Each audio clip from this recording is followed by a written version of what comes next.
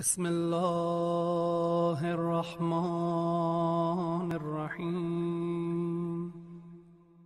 اللهم رب النور العظیم ورب الكرسي الرفيع ورب البحر المسجور ومنزل التوراة والإنجيل والزبور ورب الظل والحرور ومنزل القرآن العظيم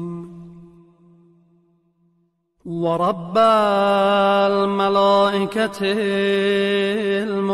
المقربين والأنبياء والمرسلين. اللهم إني أسألك بوجهك الكريم وبنور وجهك المنير وملكك القديم يا حي يا قيوم، أسألك باسمك الذي أشرقت به السماوات والأرض وباسمك الذي يصلح به الأولون والآخرون يا حيان قبل كل حي ويا حيان بعد كل حي ويا حيان حين لا حي يا محيي الموتى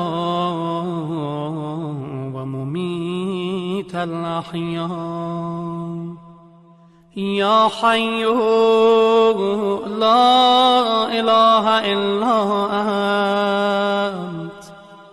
اللهم بلغ مولانا الإمام الهادي المهدي القائم بأمرك صلوات الله عليه وعلى آبائه الطاهرين عن جميع المؤمنين والمؤمنات في مشارق الأرض ومغاربها سهلها وجبلها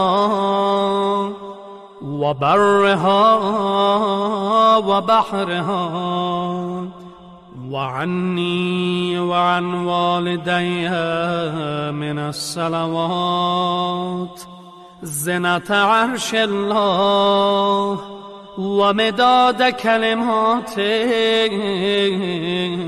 وما أحصاه علمه وأحاط به كتابه. اللهم إني أجدد له في صبيحة يومي هذا وما عشت من أيامه عهدا وعقدا وبيعة له في عنقي لا أحول عنها ولا أزول أبدا.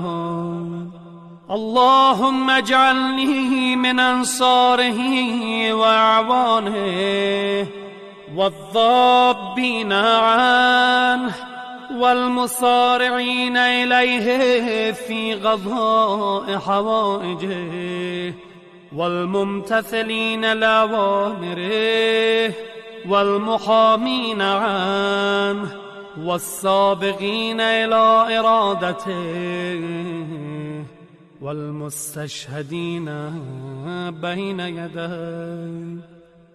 اللهم إن حال بيني وبينه الموت الذي جعلته على عبادك حتما مقضيا فاخرجني من قبري معتذرا كفني شاهرا سيفي مجردا قناتي ملبيا دعوة الداعي في الحاضر والبادي.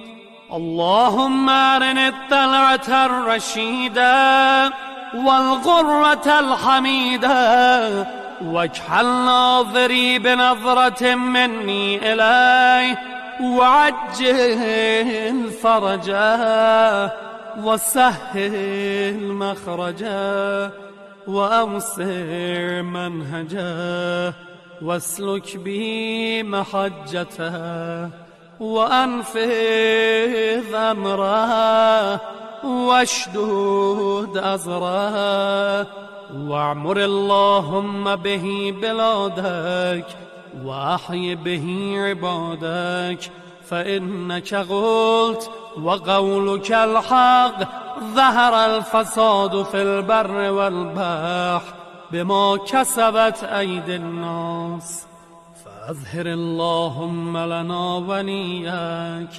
وابن بنت نبيك المسمى باسم رسولك حتى لا يظفر بشيء من الباطل إلا مزقه ويحق الحق ويحققه واجعله اللهم مفزعا لمظلوم عبادك وناصرا لمن لا يجد له ناصرا غيرك ومجددا لما عطل من أحكام كتابك ومشيدا لما ورد من أعلام دينك وسنن نبيك صلى الله عليه وآله واجعله اللهم ممن حصنته من بأس المعتدين.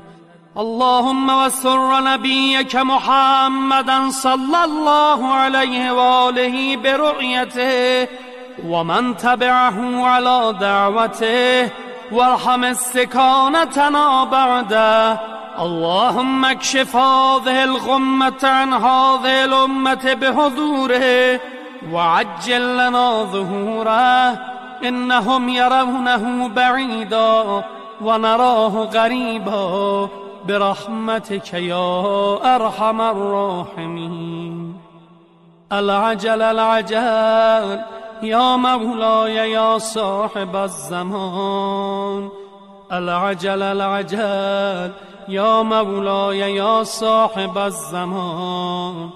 العجل العجل يا مولاي يا صاحب الزمان.